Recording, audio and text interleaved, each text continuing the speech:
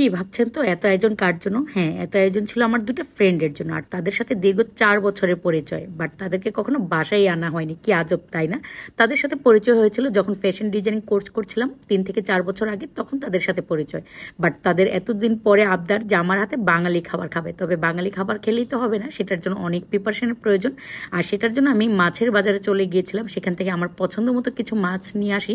আর পছন্দ মতো বলতে পছন্দের বাইরে গিয়ে অনেকগুলো মাছ কেনা হয়ে গিয়েছে, যেহেতু আমি বাজারে গেলে অনেক মাছ অনেক সবজি নিয়ে আসি প্রয়োজন ছাড়াই।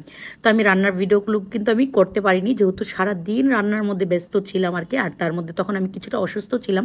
তারা আমার বাসায় এসে তো অবাক যে তুমি অসুস্থ, তোমার বেবি অসুস্থ, তুমি এত কিছু কিভাবে করলা।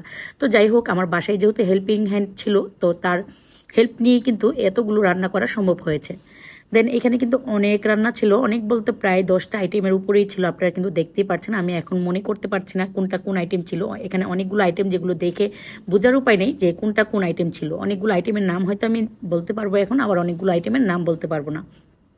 তো তারাও তো আমার বাসায় এসে অবাক যে এত আইটেম কেন করা লাগে, তোমার থেকে বাঙালি খাবার খেতে চেয়েছি, তুমি 3 থেকে 4টা আইটেম করতা, তুমি এতগুলো আইটেম করেছো, আমরা কি খেতে পারবো? তো আমি বললাম যে তোমরা খেতে পারো কিংবা না খেতে পারো, তোমাদের চোখের শান্তি হচ্ছে বড় শান্তি। তোমরা দেখবা তোমাদের জন্য আমি কত কিছু করেছি, যেহেতু তোমরা আমার বাসায় এতদিন পরে এসেছো। আর আরেকটা মজার বিষয় হচ্ছে, আমরা যেখানে কোর্সটা করেছিলাম আর কি, সেখান থেকে কিন্তু আমার বাসাটা বেশি একটা দূরে না, একদম মানে 2 থেকে 3 মিনিটের রাস্তা। বাট তাদেরকে কখনো আমার বাসায় আনা হয়নি। আমি নিজেও জানি না যে কেন বাসায় আনা হয়নি।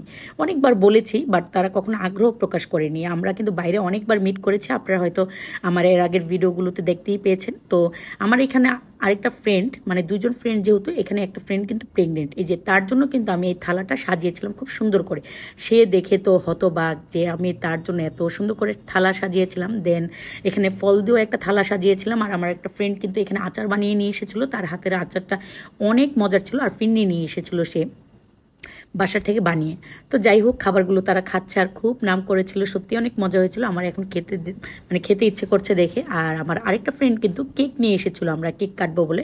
সে বলছিল যে বেবিদের জন্য কেক নিয়ে আসলাম, বাট এখানে একটু একটা সুন্দর করে হ্যাপি গেট টুগেদার লিখলাম আর কি, যেহেতু আমরা এতদিন পরে একসাথে হয়েছে। আর এখানে কিন্তু আপনারা কাপগুলো দেখতে পাচ্ছেন, এই কাপগুলো কিন্তু যে ফ্রেন্ড আমাদের কেক নিয়ে এসেছে সেই কিন্তু এই কাপগুলো আমাদেরকে গিফট করেছে। আমাদের আরেকটা ফ্রেন্ড, সে আসতে পারেনি আর কি, তার জন্য কিন্তু একটা গিফট ছিল। আর এখানে তাদেরকে বিকালে একটু নাস্তা দিলাম। দেন আমার যে ফ্রেন্ডটা প্রেগনেন্ট, সে যেহেতু রাত্রেবেলা একা যেতে পারবে না, তো ভাইয়া এসেছিল তাকে নিয়ে যাওয়ার জন্য। ভাইয়াকে কিন্তু সবাই আপনারা চিনে থাকবেন, ভাইয়া কিন্তু সুড়ঙ্গ যে সিনেমাটা, সেটা কিন্তু ভাইয়া কিন্তু লিখেছে, নাজিমুদ্দৌলা ভাইয়ার নাম। ভাইয়াকে সবাই আপনারা কম বেশি চিনেন আর কি। ভাইয়া অনেকগুলো নাটকও কিন্তু করেছে আর কি।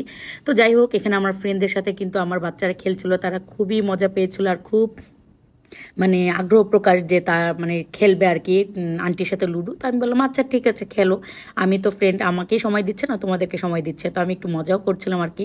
তো যাই হোক, সব কিছু মিলে কিন্তু অনেক সুন্দর একটা দিন কেটেছিল। আর তারা এখন চলে যাচ্ছে, অনেক খারাপ লাগছে আর কি। সারাটা দিন একসাথে ছিলাম, এতদিন পরে অনেক মজা করেছি। তো আজকের মতো ভিডিওটি এ পর্যন্তই। সবাই ভালো থাকবেন, আল্লাহ হাফেজ।